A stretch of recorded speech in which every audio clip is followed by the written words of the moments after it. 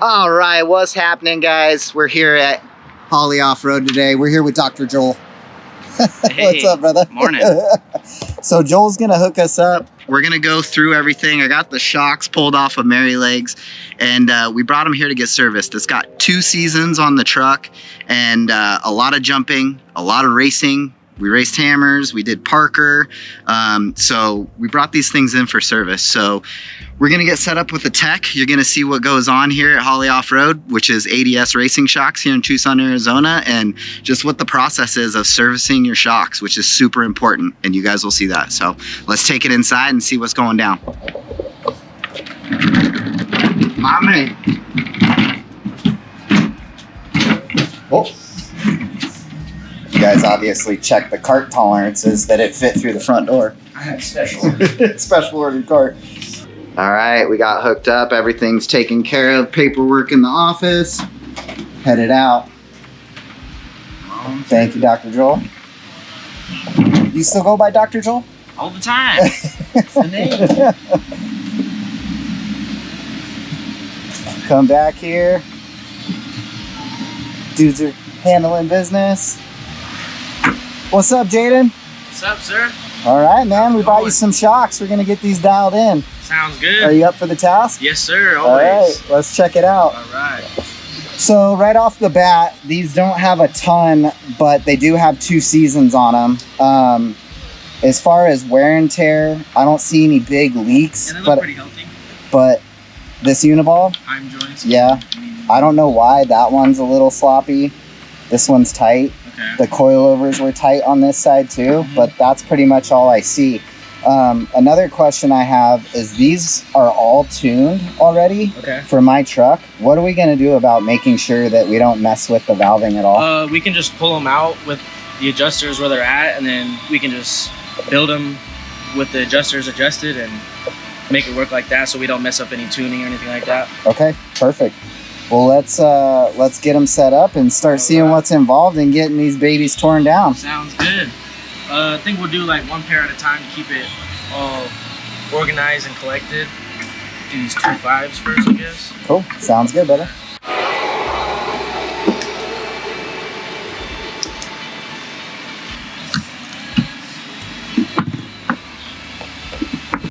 So this is a rebuild sheet. We'll kind of, as we're tearing it apart, or before we tear it apart, we'll kind of mark all the stuff we can, like the size, the amount of tubes. And then as we're going, we'll get like the valving and all the other kind of stuff to kind of just document it. And then there's areas to document the parts that we're gonna need and what other little things we found. Like if the shaft were to be bent, we'd write that down and inspect everything else that comes with that if the shaft was bent or something. Cool. Yeah. One thing Joel was telling me, when you guys send your shocks in, if you mail them or bring them in, they're gonna assess them first. They'll give you a general estimate of how much this is gonna cost, but just like a mechanic, they're gonna tear these apart and ask you yay or nay. Do you want to replace this? It doesn't need to be. It can go another season. That paperwork will tell you what needs to be done and what they're good to service and what you need to pay for and what you don't need to pay for. So first step would be to discharge it all. Make sure you're not handling a little bomb.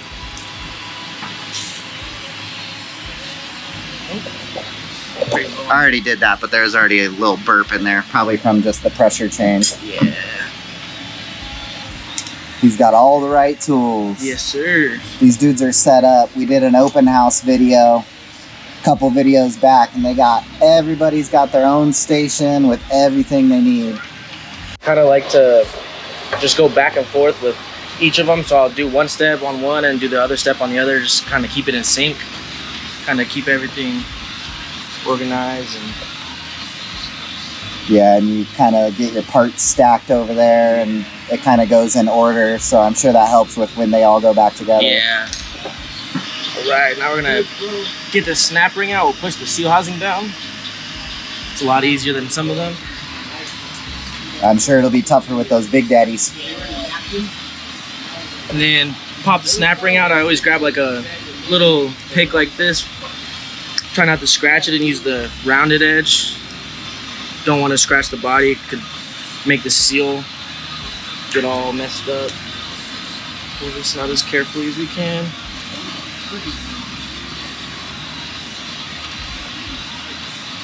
So I'll throw a rag around them.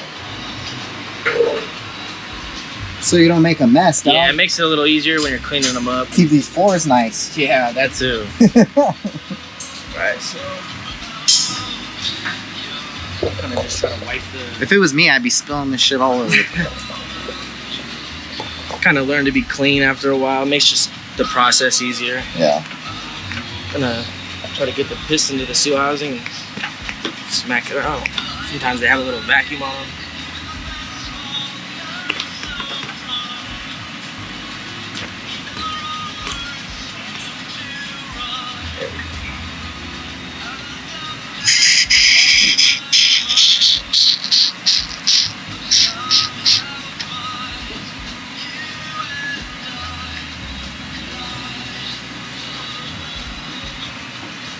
Get all the oil out of the shims. Go right here.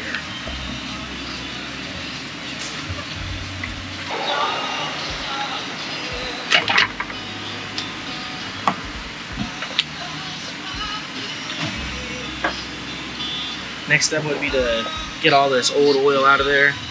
How's it looking there? Like first impression? Looks pretty good. Oil looks kind of healthy, and what do you want it to look like?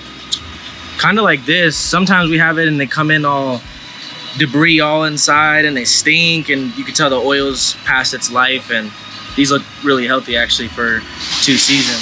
So it starts to stink when the oil goes bad and Yeah. it's lost its viscosity. Rancid, yeah, it smells okay. pretty bad.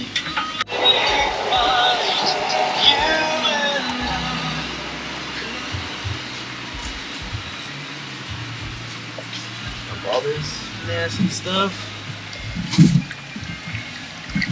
Oh, a little cloudy. Yeah, it's kind of from all the stuff breaking down, like the wear band and Right. all the other stuff. We'll use this T-handle that we have around the shop to connect to the resi piston to kind of push all the extra oil out of the reservoir and get it all cleaned out. Okay. Oil actually looks really healthy for how long. Are you saying I didn't jump it enough? It's just a good quality oil, lasts a good time. Okay. Schaefer's oil.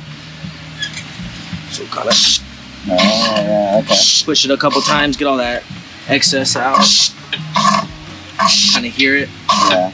And that's probably a good sign that those seals are still good on the yeah. resi piston? Yeah, it's still Okay. sealing it up. And then after we do that, drain them all, kind of get the rest out. We'll move them over here and just spray them out a little bit.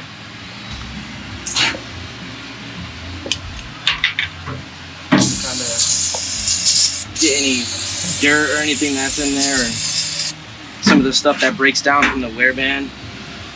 Yeah, nice and dirty. Some extra goodies in there. Yeah.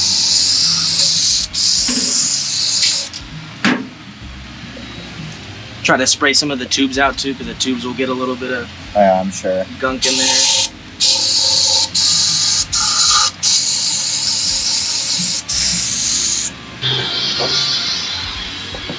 So we'll kind of dismantle them after this, get the hose off, crack open the reservoir, check that out, the piston in there and the seals, take all the valves out of the bodies and inspect those, inspect the tubes. What about new stickers, man? I got the old stickers. Oh, yeah, we we get some new stickers. Definitely hook you up with some new stickers.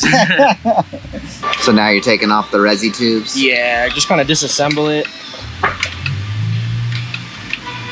Get everything taken apart, and then we'll start writing everything down and seeing everything that we notice. Now, do you guys sell kits so people can do this at home if they don't want to mail it in? Or? Yes, sir. We have seal kits, and then anything else on the shelf that we have for parts, you can individually buy them and rebuild your own stuff if that's your thing. Cool. ADS Racing Shocks, or what's the website? ADS Racing Shocks, yes, sir. Okay. All parts on there. Yeah. Talk to some of our sales reps. They can help you out, navigate it and stuff like that. Hell yeah. Call Dr. Joel. He's up front. He'll get you taken care of. If you got the cojones to do it yourself. See, that's what happens when I'm around, man. You're probably clean when I'm not around. But yeah, just... rebuilds are always a bit dirty. Valve bodies, inspect them all, get them all torn down. Yeah, so you're pulling it off from this part right here, so you don't have to mess with the settings at all. No, sir, yeah. So our shock tune will stay the same, everything Carl did at Shock Talk. Yes, sir. It's gonna stay the same, so it can bolt right back up the way it was. Absolutely. And as we tear these out, we're gonna mark them down to kind of keep track of what tubes they came out of. Okay. Not mix anything up. Insurance plan. Yes, sir.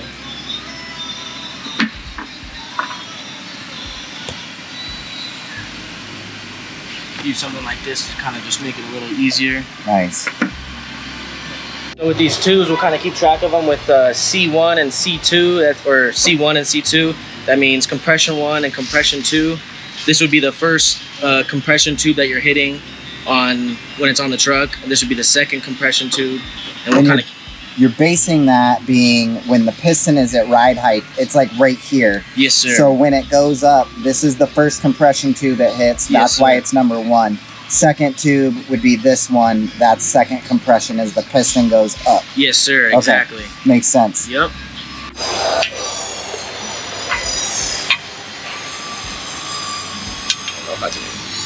So we only got 1 rebound on this set, so that's just R1. Yes, sir. Okay. Rebound 1.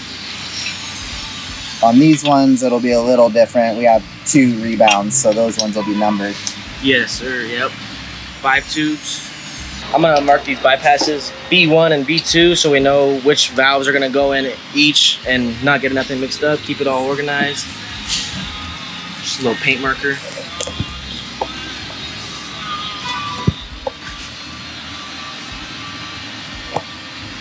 You probably smell shock oil in your sleep. Yeah, eating food after work, it does not come off.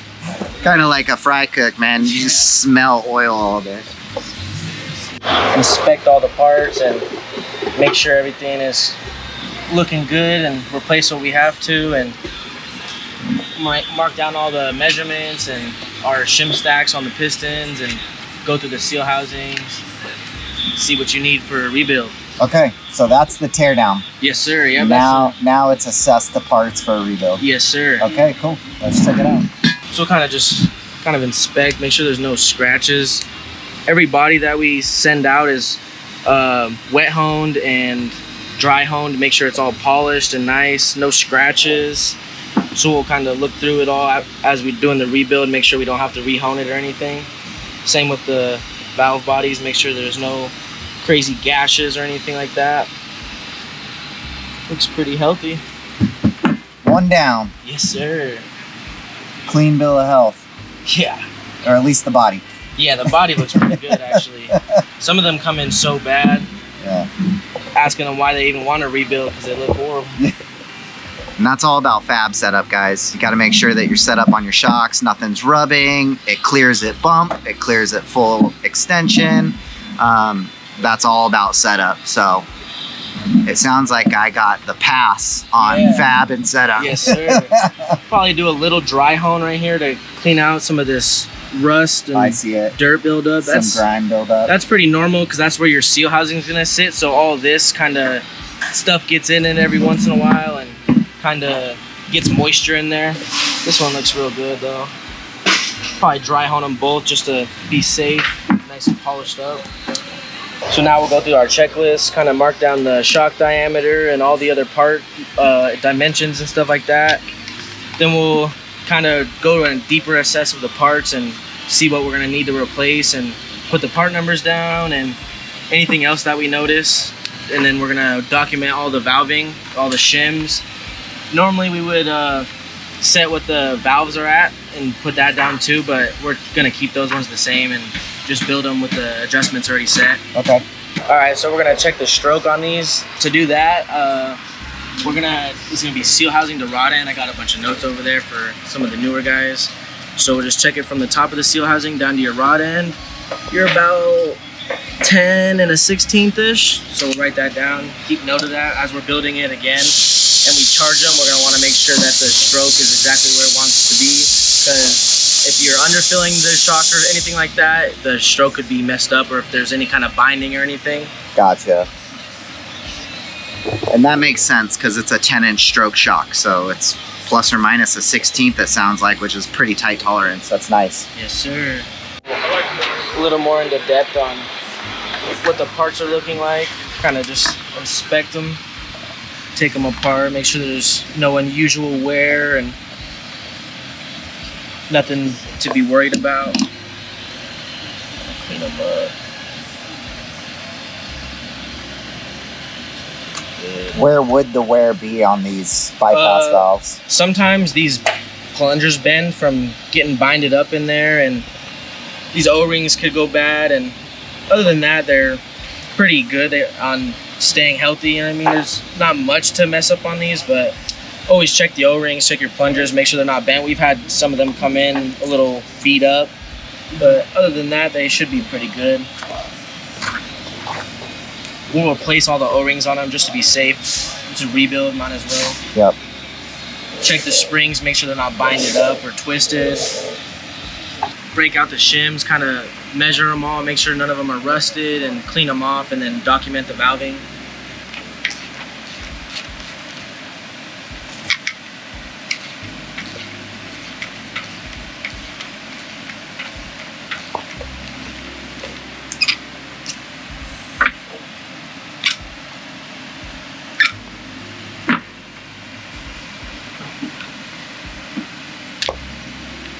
So we're gonna do the valving right now, document it all on this paper. We're gonna go through the compression and rebound shims, just document it and make sure all your shims are good, not rusted or cracked or any damage to them. We use a micrometer to measure them all and document the size and the diameter of them. The top of your piston from this way would be all your rebound shims, and then on the lower side is all your compression shims. So these are the rebound, we'll get all that going. So we use this guy as a little cheat sheet for the diameter, so we don't have to use a pair of calipers for every single one. Kind of just makes it a little easier. So like this is your top shim, it's gonna be a size 1, and then the thickness is gonna be 10 thou. So it's a 10-1 shim is what we would say. So it's a 10-1. It's your rebound shim, 1, 10. And then you just go down the list. Yes, sir. Got your compression side, your rebound side, all the way down. Yep. So it's 10, 2.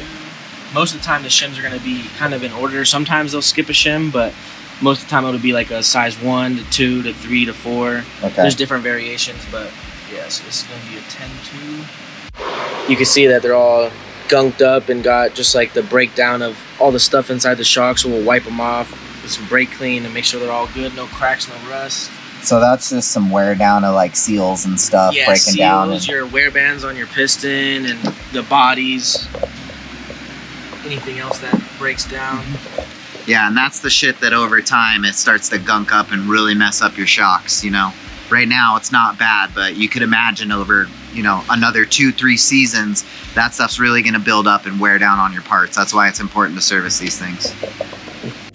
Right, like a R or a C, something just real simple just to know what shims are which, compression and rebound. That could really mess up a shock if you flip them upside down. It'll just blow through everything and be real bad.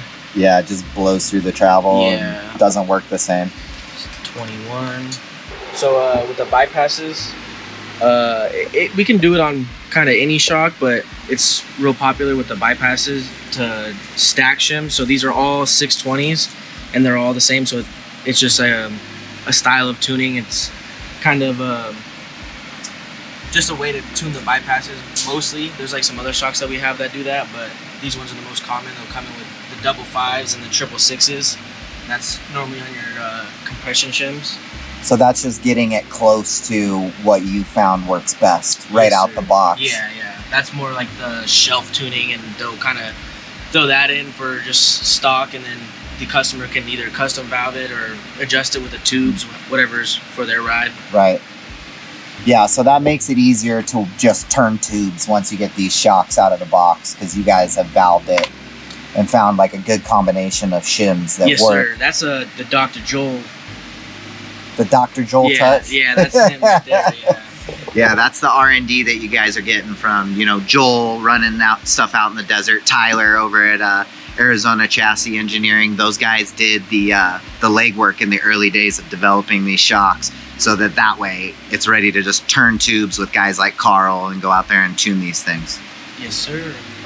This is the compression side of the piston that the rebound shims go on, and then this is your rebound side of the piston that your compression shims go on. It's kind of tricky, but it's your rebound shims go on your compression side of the piston, and then your rebound shims or your compression shims go on your rebound side of the piston. It's just the way that the shock goes inside of the piston goes inside the shock, and how the oil flows through the piston. So you'll have the shims on opposite side of what your piston is. That makes sense, but how do you tell which side's which just by looking at the piston? So for us, we'll know that we call them jelly beans and hearts. So this side has the hearts, which is your rebound or your compression side of the piston, but your rebound shims go on it. And then this side is your rebound side of the piston. We call these the jelly beans. And then your compression shims go on this side. Okay. So yeah, that's how we would be able to tell. Right. It makes sense because the one side looks different than the other side. Yes, sir. Yeah. And that's how you tell. Yes, sir. This wear band's a little chewed up. Yeah, I see that. Yeah, that's what kind of will give your oil that color. Just like stuff like this breaking down. That's wearing down. Going through the shock so many times. You know what I mean? Yep. Yeah, we'll replace that. Guys, your shim limiter, this is what sits on your shaft, and it's self-explanatory. Limits your shims. This is what your shims or your it's your shim limiter. Pretty self-explanatory. Your stack sits on that. Yeah. Piston goes next on your compression shims. It's gonna be your rebound shims. Just spray them all off. And this is just helping you stay organized. Yeah, these are. This isn't an actual shock part. No, sir. Yeah, it's just a little stem top that we use just to make it easier, kind of drop it on, and makes it easier to go through them and clean them all. So have this and take some brake clean.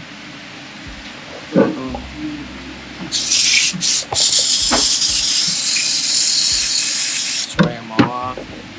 Right here.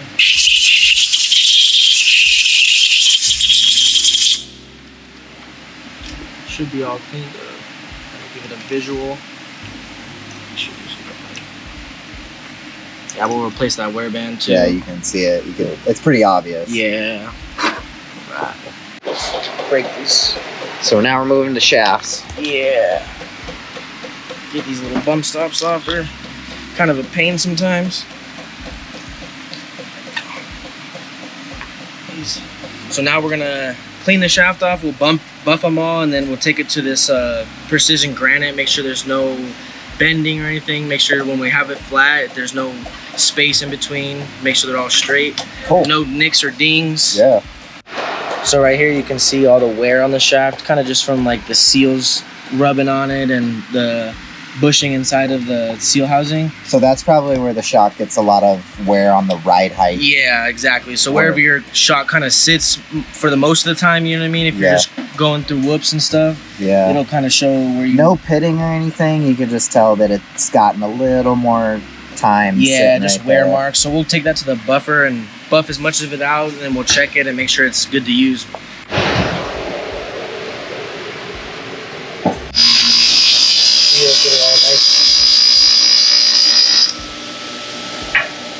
We'll just go through the whole thing and buff the entire thing. We'll go wipe it off and get all the buffing stuff off of it and give it a thorough check. So this is a little piece of precision granite. Kind of just use this to check the shaft straightness. Give it a good wipe, make sure there's no dings and stuff like that. Looks pretty well polished. No dings at all. It's pretty good sign. Two-wheel drive, man. It doesn't throw as many rocks. So we'll kind of just look at it, roll it, make sure you don't see any little gaps. No daylight underneath that thing. That's a pretty easy sign to... It's a little bent. Looks pretty good. Got a nice roll. Yeah. Check the other one. Take these guys apart, pull out all your seals, make sure that the grooves where the seal housing is, or the seals sit, are nice and good. We can clean them out, make sure there's no dings or anything that would cause it to not seal. These get a lot of wear too, because this is the section of the shock that's making that wear on the shaft. Yes, sir. Yeah. So this bushing will rub against the shaft, and this is what kind of keeps it nice and straight. And then your seal housing, or your seals right here, you got your buffer seal at the very end, you got your U-cup seal, and then your wiper seal, which cleans the shaft, and the other two are more sealing seals. Then you got your main O-ring right here that sits inside the body, and that's what's gonna seal your oil from coming out. So we'll pop these guys out. Sometimes you want to buff this O-ring groove if there's any kind of wear marks or scratches. Looks pretty good.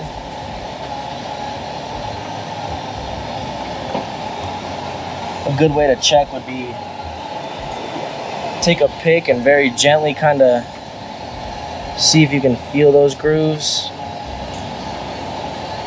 Feel pretty good.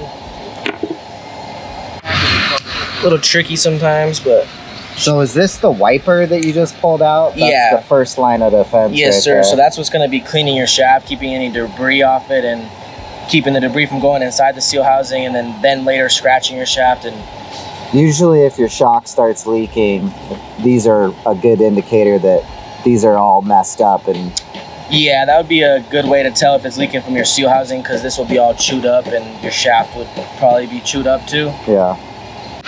Which one's that? Your U-cup seal. Okay. And then the last one that we're going to pull out is your buffer seal.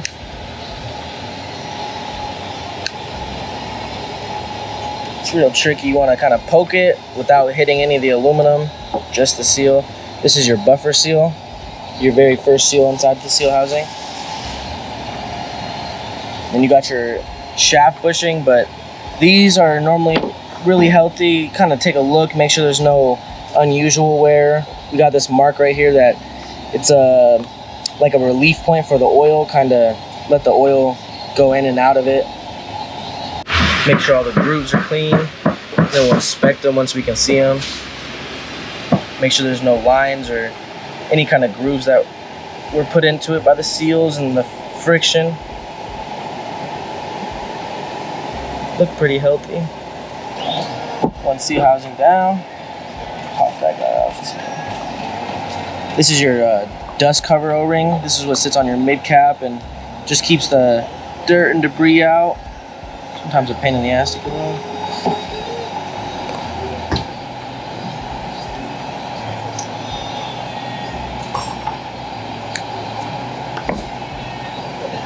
Kind of keep track of all of our seals.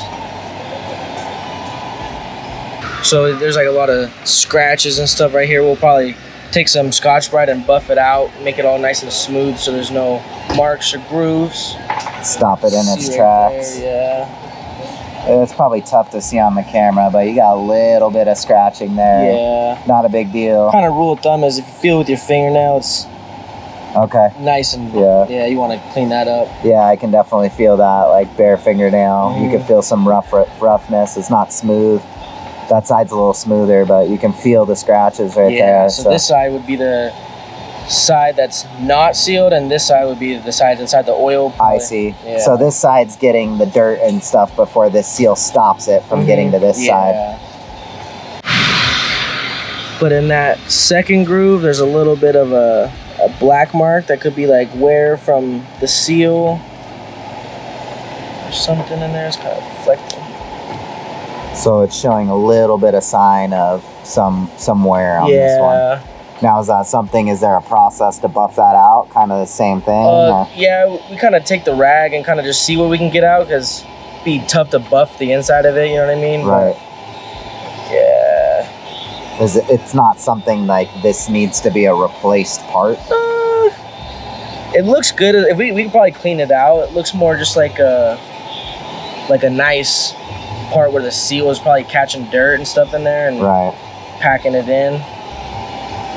Looks good though. As long as the main thing is scratches, you don't want any scratches in it because it's removing material. Exactly, and you'll have like a part where it's not going to be sealing. Possibility of leaking right there. Right, fluid getting by. Yeah, makes sense.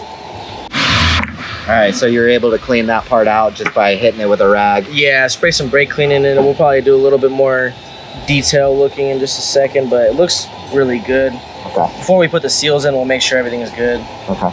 Well, I know this side is what pressurizes it. Yes, sir. And this side's wet. Kind of bounces back and forth. Yeah, this side's dry, so when the piston moves in and out. Yeah, as you're... So just like same thing as the shock, you have a piston moving through here, keeping the oil on this side, the nitrogen on this side. Yes, sir. Which pressurizes the whole shock. Yeah, and as your shaft and your piston cycle through your bypass, it's gonna fluctuate through here, and as your piston hits different levels of the shock, it's gonna fluctuate, fill with more oil, and then it's gonna lose oil. Yeah, so this is important to service too, because there's a piston, like we'll see right now, there's a piston in here too. Yes, sir, with the O-ring and wear band. Yeah. So we're gonna clamp this reservoir down. When we do it in the press, we try to clamp it on where the cap's gonna be so we don't smush the body. Trying to give it a little stronger that way. Yes, sir. Yep. Just enough to snug down on it. Yeah. Just so we can break this end cap right here.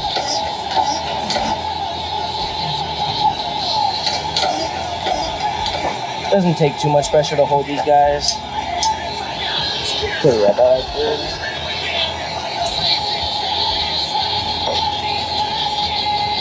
So we're gonna take our custom-made resi wrenches, put it around the cap. You guys sell these wrenches too, right? Yes, sir.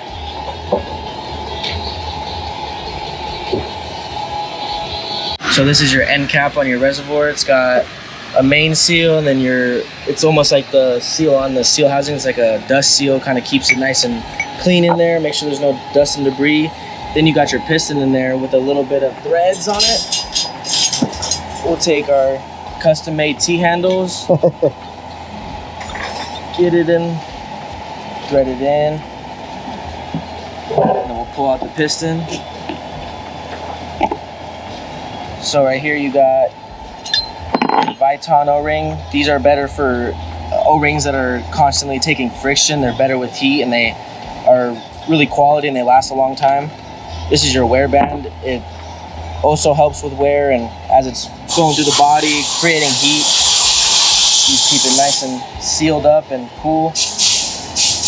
Pop it off. Everything looking pretty good there too. Yeah, with these new pistons that we have, some of our older style ones aren't anodized, but the anodized keeps it from getting wear in the wear bands and stuff like that, keeps it nice and sealed. Oh really? Then if it was raw, it was getting a little more beat up? Yeah, so like with your seal housing, how we were checking the grooves to see if there's any wear marks from the O-ring. Right. These ones would get nice little wear, and it could cause a point of leaking.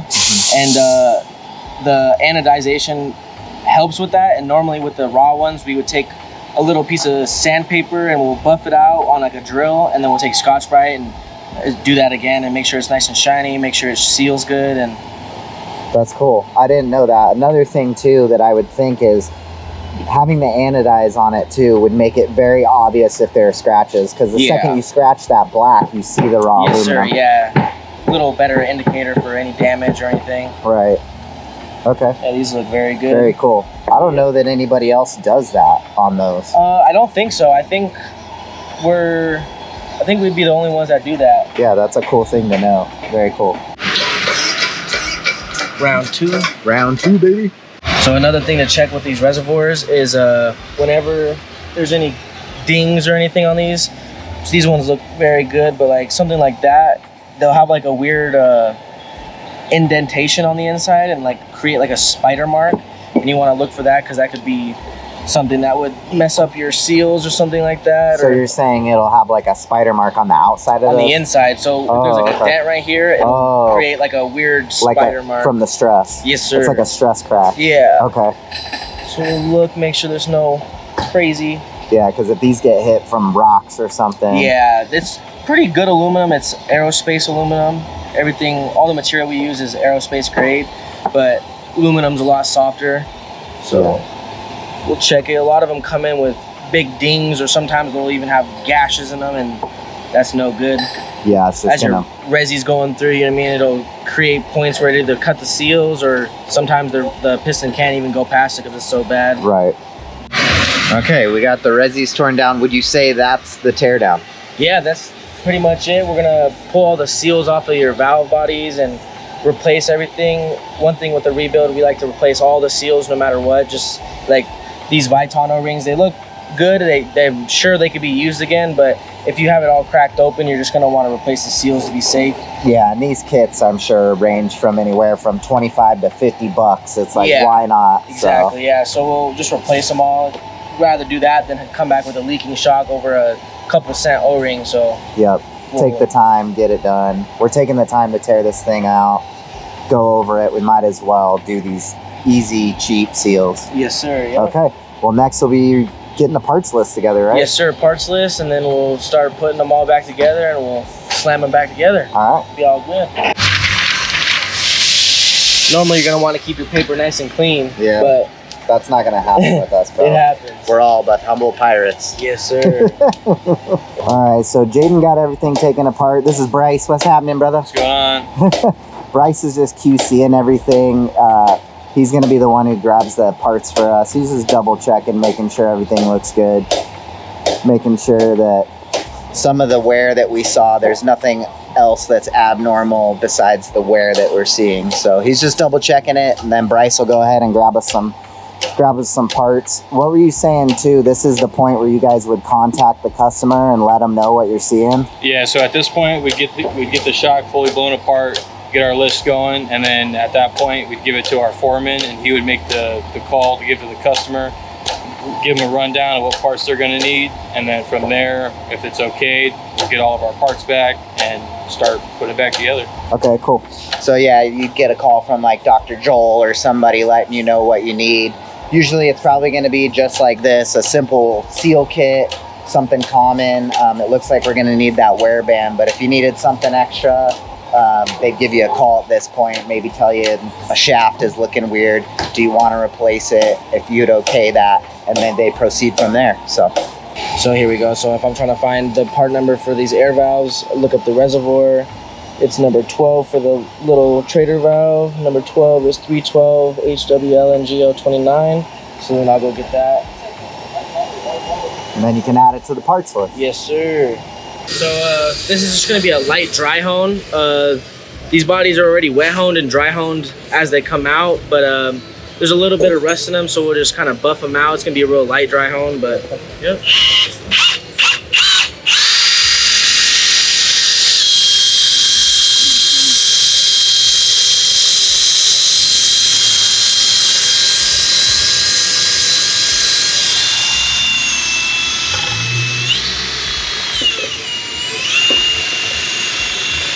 So what about the section like right here in the O-ring right We'll there? take a little like piece by hand and clean it up. Okay. That's your snap ring groove, so Yeah. nothing really seals right there, but you're definitely going to want to just clean it up for quality purposes. Right. Alright, so for these bypasses, the first step is going to be to kind of get them all sealed to where we can put oil in them. So we'll put all our valves in, we'll get our resi on, and get them ready so we can pull oil on them, and then from there we'll start assembling all of our other parts, our shafts, our seal housings, and whatever else we have for these guys while we're letting the vacuum all the air out of these bypasses. So the first step is to get them sealed so we can put some oil in them. Cool. And you got new O-rings and everything. Yes, sir. Your Yeah. boy- So we your boys hooked you up. all of our new O-rings and our wear band for this guy. And that's it. That's Yep. all the new parts that these shocks Yeah, needed. these shocks were real healthy. No out body damage. There's no heim joint damage or anything else like that. Yeah. These ones are well taken care of. Just nice seal kit and wear band that had a little extra wear on it. We'll throw a new one of those guys on, and Nice. that's it. Now I want to show you this because if you service your shocks, that's all you have to replace. Yes, sir. Now let me show you this. If you don't take care of your shit, this is what it looks like. This is a much more expensive part, is it not? Absolutely. Take care of your shocks. Bryce is having to replace these. This was making noise for a long time before it needed something new. So you could just be replacing O-rings like we're doing, or be spending some big money over there. 2 seals on each of those? Yes, sir. So this is going to be like almost like the one on your seal housing, like a little dust cover to kind of keep contaminants out. And your Viton is going to be your sealing O-ring. And that's on each tube has that. Yes, sir. I'm gonna go through and replace all these O-rings, all the Vitons, and kind of roll it over. And we're gonna make sure that that groove is nice and straight. You don't want it rolled over, otherwise it could be not good. It'll pinch the seal. Yeah. And then that's the dust seal? Yes, sir. Gotcha. Still important to make sure they're nice and straight. Whether it's a sealing O-ring or not, you just want to make sure it's all right. Yep. Then we're gonna put our spring back on. With these bypasses, they all got the soft spring. Normally it's kind of a mix of both, or they have the standard ones which are more stiff than these, but these ones are nice. Roll it on there. And that there is a bypass valve. That's a bypass valve right there. Bingo.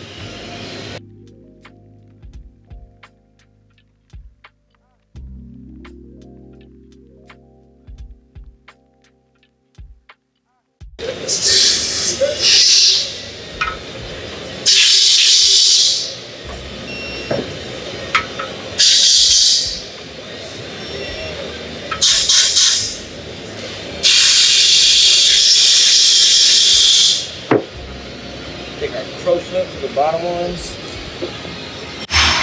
So now we're gonna put all the O-rings on our resi caps and our resi pistons. So these ones get a smaller O-ring right here on the top groove. Make sure it's all straight. And we're gonna take our thicker Buna. Always like to inspect our O-rings. Could be a defect or anything like that, a little cut. We're gonna put it in there, just like that.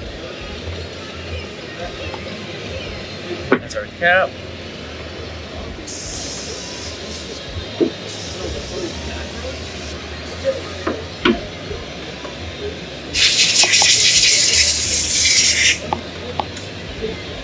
Now it's our piston. Our piston just gets one Viton O-ring right here. Vitons are good for friction. Those are the high heat? High heat O-ring, yeah, just more resistant to heat. On our anodized piston. Yes, sir, yep. And then when we put it in the reservoir, we're gonna use a wear band, but that's as we're installing it. With our resis, we have these custom wrenches that we're gonna help to build us. Oh. Oh. Yeah. So then we're gonna take our piston, gonna put it on our T-handle, pack it with grease because it's a very prone part for heat.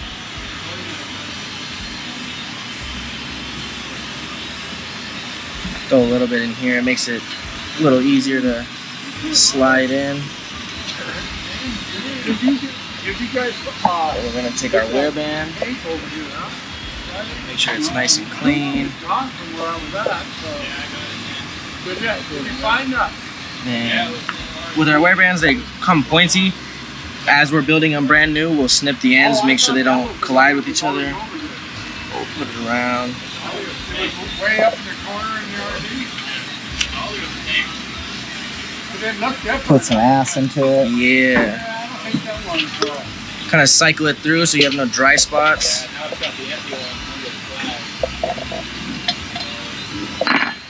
And then we're gonna take our other side, make sure everything is good. Pack these with grease. We're gonna drop it in, nice and gentle.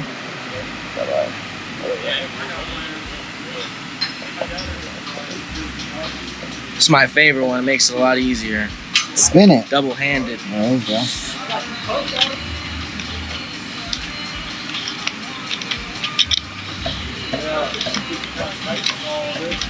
Now, since you can't torque that, you got to use the human torque wrench. You just give it the The good and tight. Okay. These are they when you tighten them, you seem like you're not tightening it a lot, but taking them off is a struggle sometimes. So little just and you're pretty good right there. You gave it the not Yeah. the Yeah. All right, remember guys, just Yeah. Gonna get it connected to our body.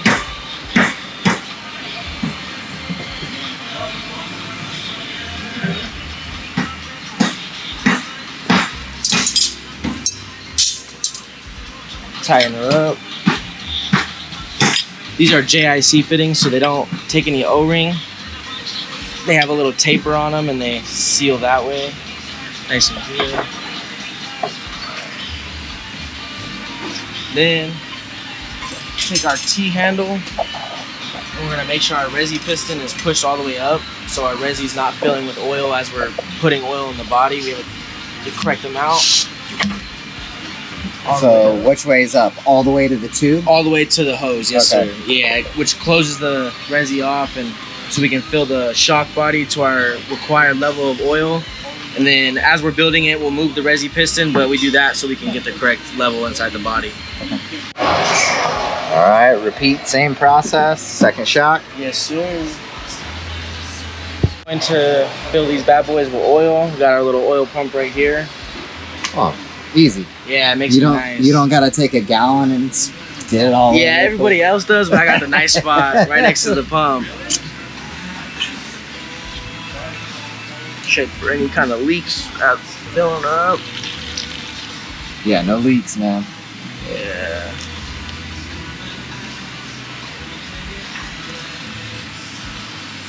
So right now, the oil level where we set it at doesn't really matter too much because we're gonna vacuum it, it's gonna fluctuate. But right before we drop the shaft is when we're gonna want our oil level to be precise. So like, as you can see, it's kind of airing out just by itself, letting all the oil flow through all the tubes and everything and kind of fill itself up. Slowly but surely. Kind of let it air out, and right before we put the vacuum on it, we'll probably drop a little bit more in there.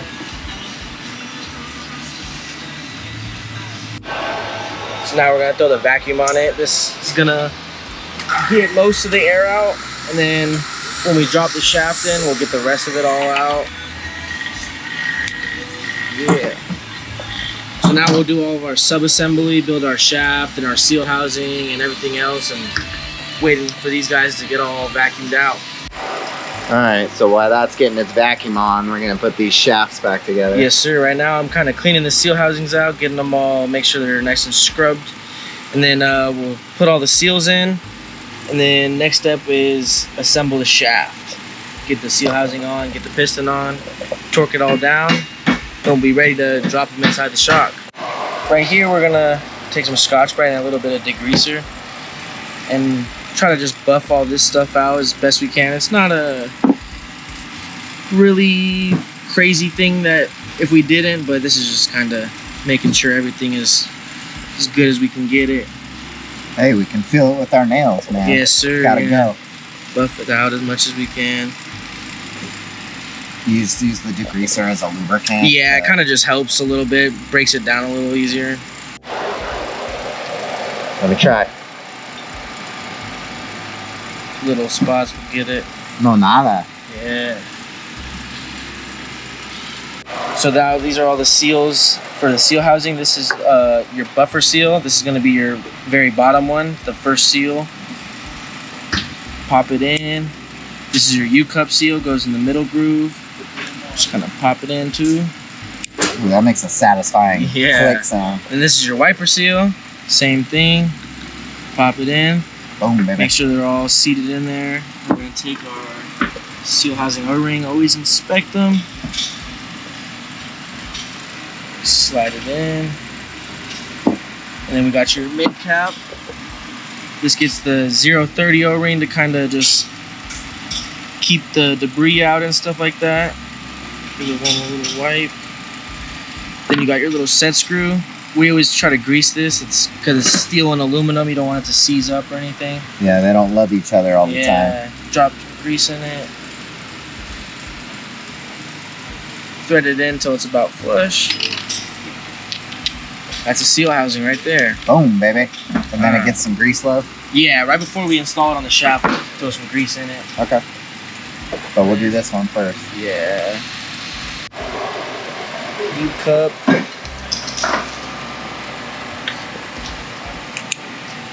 Just click in.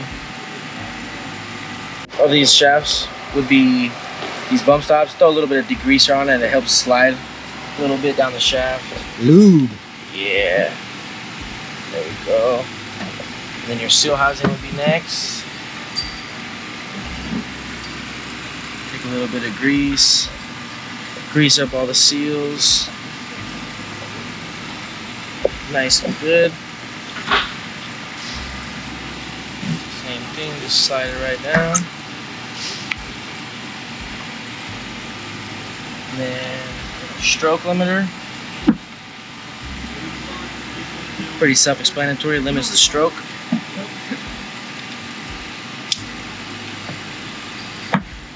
Piston.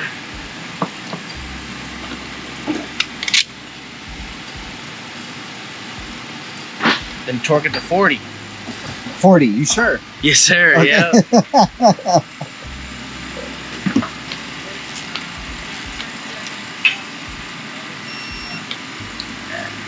There we go. That's the shaft assembly. Oh, Ready to go. ready to go. There we go. This is a bad wear band. You see all the wear on the inside as well. Not too bad. Just tell it was not happy about something. We got it all cleaned up though, so hopefully that don't happen again. Yeah, I got the bodies all buffed out. They should be good. They look real shiny and smooth. No scratches, no gashes or anything. Put the new wear band on. Good as new. Bam. Grease her up. Make sure we get no lint on this. No lint. No lint. Could be a problem.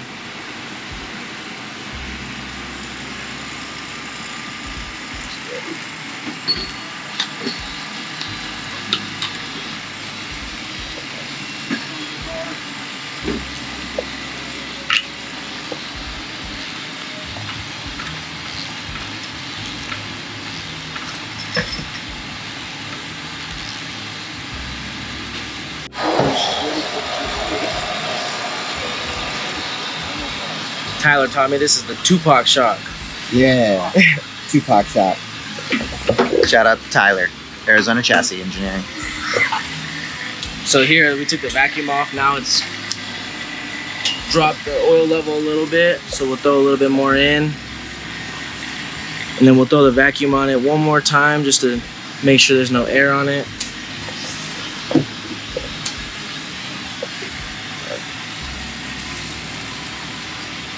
So you can see it immediately drops the oil level. Oh yeah.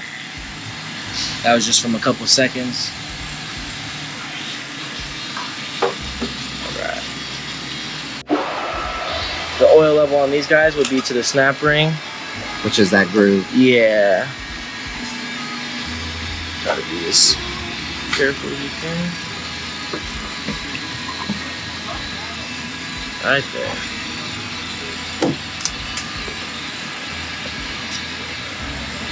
Alright, so now we'll drop the oil level just above these bung holes. By pulling the piston out of the reservoir. By the T-handle, yes sir. Oh. What's happening? Too much. The resi little slide and it's got grease on it. Little trick, throw the vacuum right back on it, it'll come right back up. Okay. Primitive days. Back up. So we'll fill it up. This little bypass just smoked that whole 55-gallon drum. Yeah. So a little trick, I'll put some tape on it.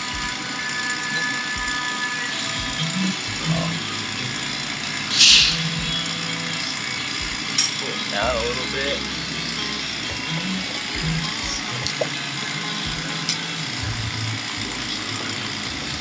About right there.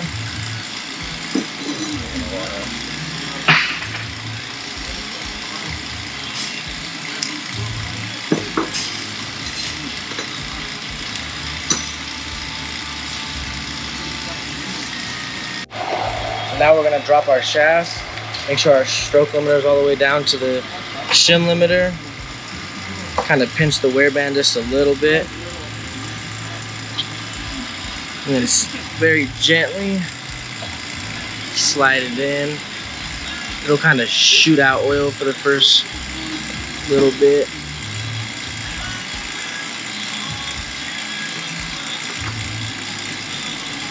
So Tupac's helping us out. Yeah.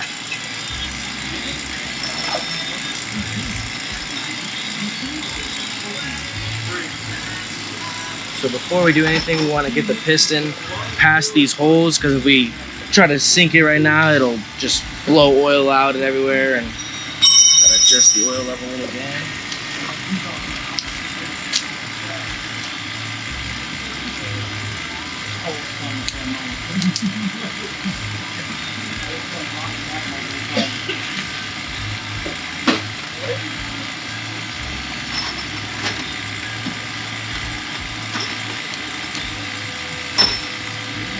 There we go.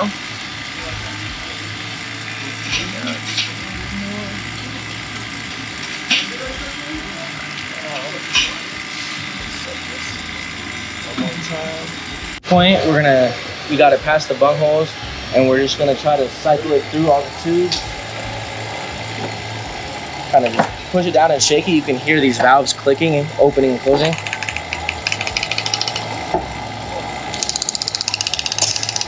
And as you're doing that, air is gonna come out. There we go, see some bubbles coming out.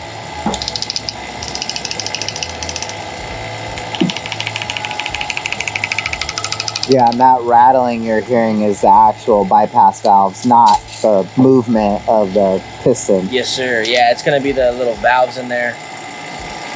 It's pushing the oil through the different bypass tubes, and it's...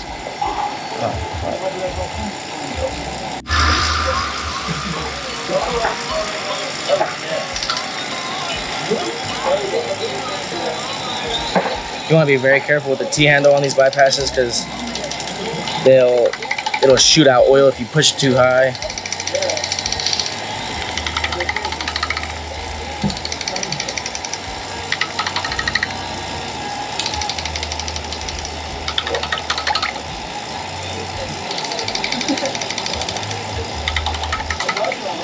So you can see a bunch of airs coming out as we're doing this. Yep.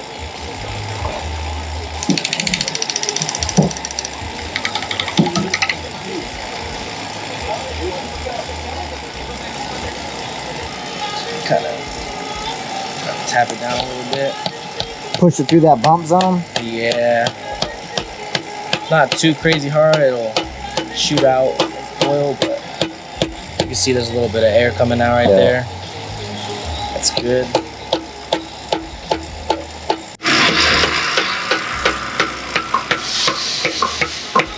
Okay, you can see some air coming out.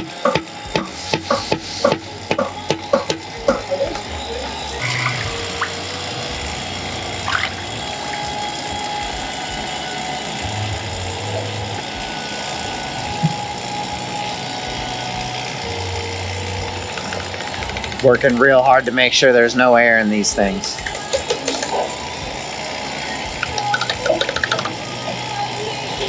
Don't want a foamy shot. Nope. No foam.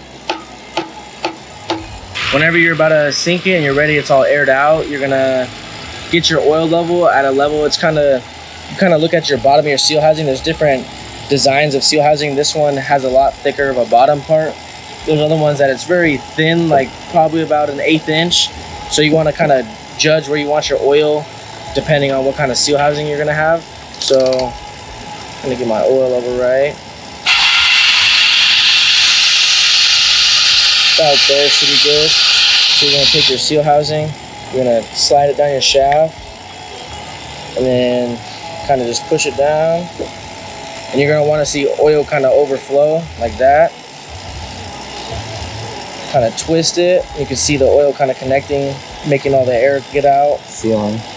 And then you're gonna wanna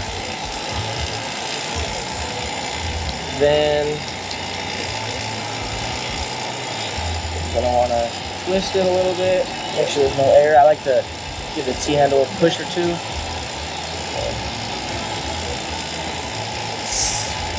Push it down. With bypasses, you want to be a little careful because these holes right here where the bypass tubes are can cut your O-ring. So you just want to push it just enough to get the snap ring in.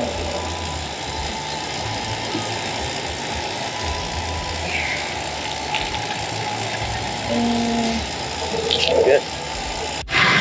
Pop your snap ring in. Groove.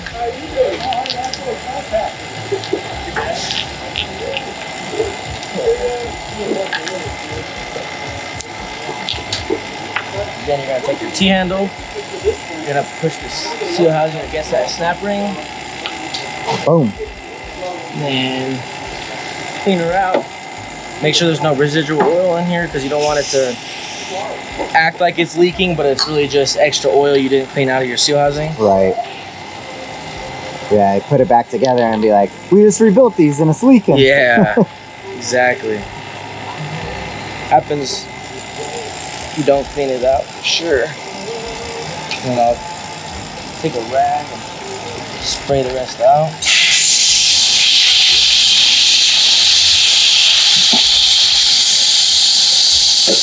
Some more white down.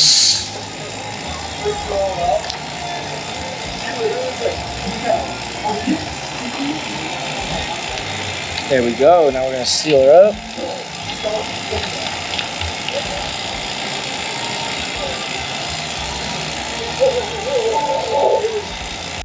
Gonna slide it in those grooves. Don't have to be too tight.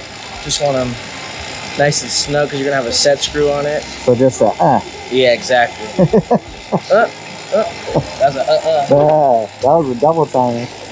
Then you're gonna want to tighten your set screw.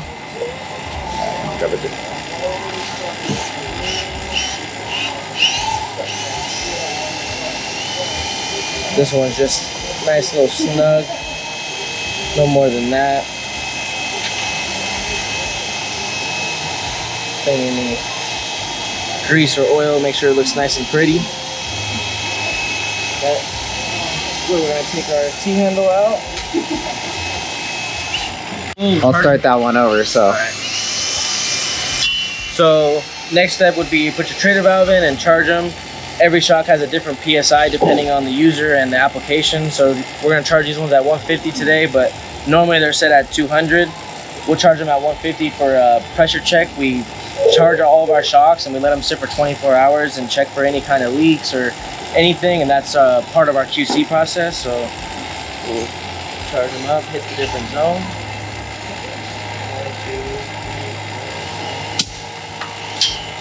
2. There you go, there's a bypass. Oh, now it's ready for its graphic kit. Yeah, yes sir, dress it up.